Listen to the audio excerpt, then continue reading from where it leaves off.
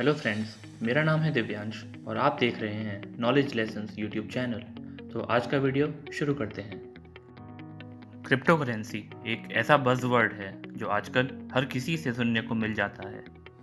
तो क्या है ये क्रिप्टो करेंसी और इसकी इतनी इम्पोर्टेंस क्यों हो गई है पूरी वर्ल्ड में? बेसिकली क्रिप्टो बाइनरी डेटा का एक कलेक्शन है जिसका यूज़ पैसों के लेन देन यानी ट्रांजैक्शंस में किया जाता है। हर इंडिविजुअल जिसके पास भी क्रिप्टो कॉइन है उसका रिकॉर्ड एक कंप्यूटराइज्ड डेटाबेस में स्टोर होता है जिसे लेजर कहते हैं, और इन बड़े छोटे ट्रांजैक्शन रिकॉर्ड्स को स्ट्रॉन्ग क्रिप्टोग्राफी के थ्रू सिक्योर किया जाता है। अब क्योंकि ये एक डिजिटल करेंसी है और इसे किसी कमोडिटी में कन्वर्ट नहीं किया जा सकता है, तो प्रूफ की तरह ओनर्स अपने पास टोकन्स को एज अ कोलैटरल यूज़ करते हैं। बिटकॉइन जो सबसे ज़्यादा वाइडली यूज्ड और मोस्ट एक्सपेंसिव क्रिप्टो करेंसी है, ईयर 2009 में रिलीज़ हुई थी, और इसके बाद और भी क्रिप्टो करेंसीज जैसे डॉजकॉइन, इथेरियम और टीथर भी शुरू हो चुकी हैं। हर क्रिप्टो कॉइन की एक वैलिडिटी ब्लॉकचेन के थ्रू प्रोवाइड की जाती है। ब्लॉकचेन एक रिकॉर्ड्स की लिस्ट को कहते हैं जिसमें कंटिन्यूअस एडिशंस होते रहते हैं और इन्हें क्रिप्टोग्राफी के थ्रू सिक्योर और लिंक्ड रखा जाता है। ईयर 2021 में क्रिप्टो करेंसीज की बढ़ती हुई पॉपुलैरिटी को देखते हुए कुछ कंट्रीज़ की गवर्नमेंट को ये सोचने पर मजबूर कर दिया है कि क्या रेगुलेशन की ज़रूरत है यूज़र्स को प्रोटेक्ट करने के लिए। FATF यानी फाइनेंशियल एक्शन टास्क फोर्स ने भी क्रिप्टो सर्विसेज को VASPs यानी वर्चुअल एसेट सर्विस प्रोवाइडर्स की कैटेगरी में रखा गया है, और ये भी कहा है कि इन्हें भी मनी लॉन्ड्रिंग और KYC के दायरे में रखा जाए एज फाइनेंशियल इंस्टीट्यूशंस।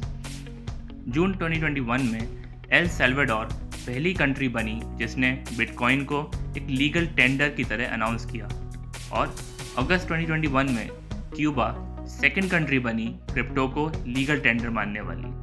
लेकिन आज भी काफ़ी कंट्रीज़ ऐसी भी हैं जिन्होंने क्रिप्टो करेंसीज पर कंप्लीट या फिर पार्शियल बैन लगा रखा है। अब अगर हम बात करते हैं इंडिया में क्रिप्टो करेंसीज को लेकर, तो अब तक इंडिया में क्रिप्टो करेंसी को लेकर ना तो कोई रिस्ट्रिक्शन था और ना ही कोई रेगुलेशन थी। लेकिन ये सिचुएशन बहुत जल्द ही चेंज होने वाली है, क्योंकि पार्लियामेंट के चल रहे विंटर सेशन में central government crypto currency bill को प्रेजेंट करने वाली है। एक कैबिनेट नोट के अकॉर्डिंग इस बिल में प्राइवेट क्रिप्टो करेंसीज को रेगुलेट किया जा सकता है, ना कि पूरी तरह बैन, जैसे कि पहले आशंका जताई जा रही थी अलग अलग सोर्सेज के थ्रू। हालांकि हमें ये भी याद रखना चाहिए कि क्रिप्टो इंडिया में अभी भी लीगल करेंसी की तरह रिकॉग्नाइज्ड नहीं है। इंडिया में क्रिप्टो को क्रिप्टो एसेट्स की तरह डिस्क्राइब किया गया है इस कैबिनेट नोट में, और इन क्रिप्टो एसेट्स को क्रिप्टो एक्सचेंज प्लेटफॉर्म्स के साथ ही ट्रीट किया जाएगा और सेबी के थ्रू रेगुलेट भी किया जाएगा। इसके साथ ही जिन्हें इन एक्सचेंज प्रोविजंस को वायलेट करते हुए पाया जाएगा उन पर 5 से 20 करोड़ रुपीस की पेनल्टी के साथ साथ 1.5 साल तक की सज़ा का भी प्रावधान रखा जाएगा। टेरर फंडिंग या उससे रिलेटेड एक्टिविटीज़ में अगर इन क्रिप्टो एसेट्स का यूज़ पाया जाता है तो उन लोगों पर भी prevention of money laundering act के अकॉर्डिंग एक्शन लिया जाएगा।